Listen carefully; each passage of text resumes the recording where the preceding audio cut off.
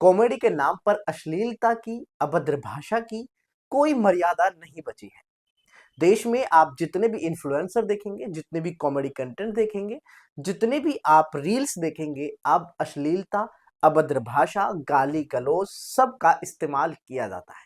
प्रशासन और सरकार इस पर गौर नहीं करती है। गौर तब करती है जब कोई मामला सामने आता है। आप तमाम तरह के सोशल मीडिया पर वीडियोस देखते होंगे, किस तरह से अभद्रता, किस तरह से हमारी संस्कृति को कुचेला जा रहा है, किस तरह से देश में कॉमेडी के नाम पर, एंटरटेनमेंट के नाम पर, रील्स के नाम पर अभद्रता, अश्लीलता को दर्शाया जा रहा है। लेकिन सरकार है, प्रशासन है कि इस पर कोई कार्रवाई नहीं करती है। माना कि हमारे देश में फ्रीडम ऑफ स्पीच है, बोलने की आज़ादी है, लेकिन इस आज़ादी का मतलब ये नहीं कि आप कुछ भी बोल दें, कुछ भी अश्लीलता मुँह से निकाल दें। मैं ये बात इसलिए कर रहा हूँ क्योंकि एक यूट्यूब चैनल है, जिसमें इंडियाज़ गॉट टैलेंट कॉमेडी के नाम पर अभद्रता, अश्लीलता और गाली-गलौज लगातार खुलेआम कर रहे हैं।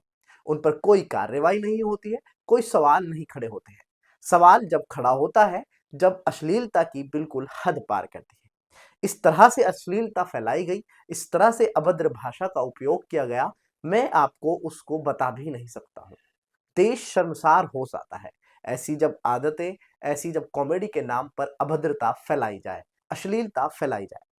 दरअसल मैं ऐसा इसलिए कह रहा हूँ क्योंकि जिनके द्वारा ये फैलाई गई है, उनको हमारे प्रधानमंत्री नरेंद्र मोदी ने भी अवार्ड से नवाजा है। और महिलाओं पर भद्दे कमेंट के मामले में YouTuber Ranveer, Allahbadia, social media influencer Apoorva Makhija, comedian Samay Raina और शो इंडियाज गॉट टैलेंट के ऑर्गेनाइजर के खिलाफ मुंबई में एफआईआर दर्ज हुई।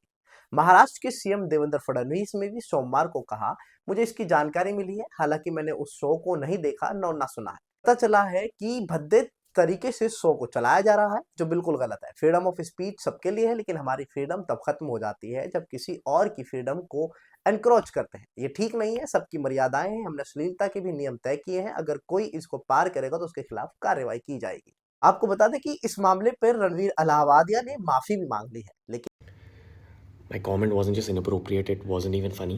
Comedy is not my forte. I'm just here to say sorry. Many of you asked if this is how I wish to use my platform, and obviously, this is not how I wish to use it. I'm not going to give any context or justification or reasoning behind whatever happened. I'm just here for an apology. I personally had a lapse in judgment. It wasn't cool on my part. The podcast is watched by people of all ages. Don't want to be the kind of person that takes that responsibility lightly. And family is the last thing that I would ever disrespect. Need to use this platform better. That's been my learning from this whole experience. I promise to just get better. I've asked the makers of the video to remove the insensitive sections from the video. And all I can say in the end is, I'm sorry. I hope you can forgive me as a human being. आपके इस पूरे मामले को लेकर क्या है सोचना, हमें कमेंट में ज़रूर बताएं। क्या कॉमेडी के नाम पर, एंटरटेनमेंट के नाम पर इस तरह से अश्लीलता फैलाना, अभद्र भाषा का उपयोग करना, अभद्र तरीके से शोज़ को चलाना, गाली-गलौज का उपयोग करना, अभद्र भाषा का उपयोग करना, अश्लीलता का चीर-हरण कर देना सही है?